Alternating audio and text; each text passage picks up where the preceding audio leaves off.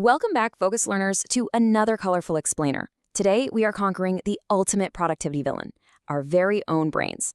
Because honestly, overthinking can be absolutely exhausting, right? It totally drains us before we even begin doing the actual thing.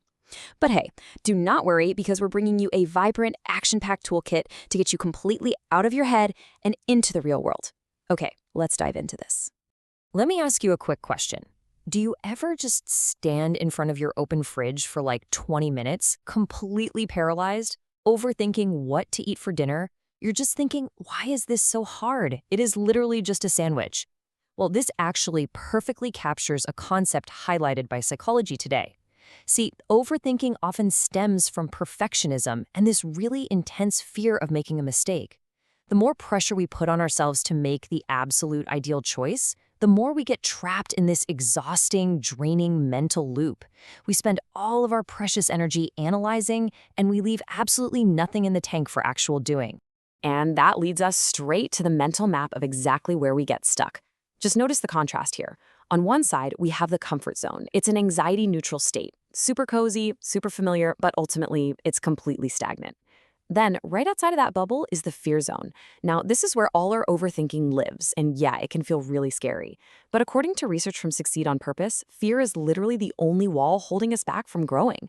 We can't just ignore it or push it down. If we want to evolve, we have to actually acknowledge that fear and consciously move right on through it. So, how exactly do we smash through that wall? Well, I am so incredibly excited to announce that today we are going to unlock a 4-part action toolkit. We are talking about 4 crazy, science-backed brain hacks designed to catapult you straight out of fear and directly into the growth zone. Are you ready for this? Let's do it. Drum roll, please. Technique number 1. It is all about the number 5. This is author Mel Robbins' famous 5-second rule, and here is exactly how it works. Whenever you know you should do something, but you feel that familiar, creeping hesitation, you literally count backward. Ready? 5, 4, 3, 2, 1, go! You just do this in your head, and then you forced yourself to take the very first physical action immediately. So why does this actually work? Well, by counting backward, you interrupt your brain's hesitation loop and immediately activate your prefrontal cortex. Basically, you take action before your mind even has the 5 seconds it needs to create excuses or overthink the whole situation. It's just a tiny, super powerful burst of everyday courage. Moving right along to technique number 2. Optimize your stress. And yes, we're talking about a wild historical experiment from 1908 involving mice. Basically, psychologists Robert Yerkes and John Dodson gave mice varying levels of mild electrical shocks to figure out how arousal, or stress, affects their motivation to complete tasks. And what they discovered all those years ago completely revolutionized how we understand human productivity today. Now, what's really interesting about this curve is its distinct inverted U shape. It maps out our performance, and if you look at that peak right in the middle, it brilliantly illustrates that a moderate amount of stress actually boosts your performance. It gives you the urgency and the focus you need to actually get things done.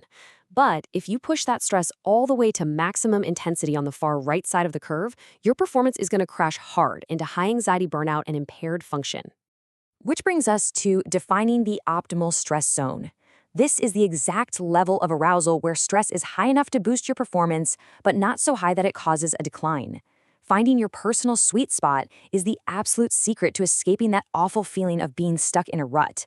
It is how you stay completely in the zone, finding that awesome flow state where you are fully immersed in a task. So remember, a little pressure is actually a good thing. We just have to manage the dial. All right, let's pick up the pace and keep this momentum rolling with technique number 3. Let's talk about how we set our targets. Massive goals versus micro goals. We all love setting massive, intense resolutions for ourselves. Like a total life overhaul.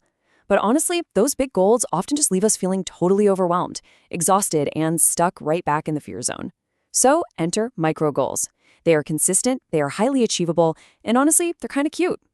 Research from Tiffin University shows that when it comes to forming new, positive habits, consistency always beats intensity. Big resolutions lead to burnout, but micro goals work because they rely on small, steady actions that you can actually maintain day after day. Let's see how this builds in a real-world scenario. Step 1. You have your big, intimidating goal, like get fit. Step 2. You shrink it down to a specific, measurable micro goal, like walk for just 10 minutes after dinner. And step 3. Celebrate. So the crucial point is, shrinking a massive goal down into a tiny, measurable action builds immediate confidence. You get a quick win, and that gives you the positive momentum to tackle the next small step. Over time, these tiny actions compound into massive, sustainable growth. Okay, let's take a nice, deep breath. We are on to technique number 4. This one is a truly beautiful, mindful way to handle all those messy, chaotic thoughts bouncing around inside our heads. I absolutely love this quote from the Anxiety Skills Workbook. It says, "View your thoughts and worries as trains passing through a station. Only board the one that takes you where you want to go." Just picture that for a second. You are standing on a peaceful platform. Some of the trains rolling by are really noisy, dirty, and just filled with anxiety and endless what-ifs. But you don't have to jump onto every single one. You can just stand there and watch them pass by. Instead of entertaining every single worry, you only attend to the thoughts that align with your actual goals and exactly where you want to go in that moment. And when we put all 4 of these incredible techniques together, just look at the amazing progression we make. We step out of our cozy, stagnant comfort zone. We boldly move through the fear zone by using our 5-second rule and choosing not to board those runaway anxiety trains. We enter the learning zone by optimizing our stress and setting adorable micro goals. And finally, we arrive at the magical growth zone. This is where our comfort zone naturally expands. We achieve our true potential, and we actually start taking action. And this brilliantly illustrates that the power to change is literally seconds away, hidden inside these simple, fun hacks. So I have one final provocative question for you today. What will your very first 5-second action be? I challenge you to use the rule right now. 5, 4, 3, 2, 1. Take one tiny step forward, even if it's just leaving a comment with your new micro goal. Thank you so much for joining me on this Explainer Focused Learners. Keep growing, and I'll see you next time.